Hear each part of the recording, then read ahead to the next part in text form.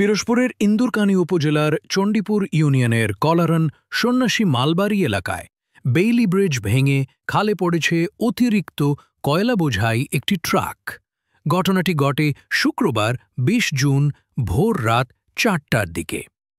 ভাগ্যক্রমে কোনো হতাহতের ঘটনা ঘটেনি, তবে ব্রিজটি ভেঙে পড়ার ফলে কলারন সন্ন্যাসী মোড়লগঞ্জ পিরোজপুর সড়কে সকল ধরনের যান চলাচল বন্ধ হয়ে গেছে। জানা গেছে, প্রায় ২৭ টন কয়লা বোঝাই ট্রাকটি ব্রিজ পার হওয়ার সময় অতিরিক্ত ওজনের কারণে ব্রিজটি ধসে পড়ে।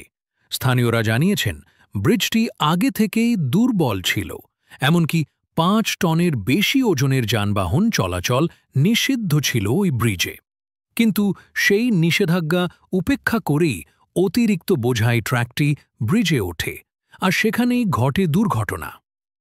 পিরোজপুর সড়ক ও জনপদ বিভাগের নির্বাহী প্রকৌশলী তানভীর আহমেদ জানিয়েছেন, দুর্ঘটনার খবর পেয়ে ঘটনাস্থলে লোক পাঠানো হয়েছে।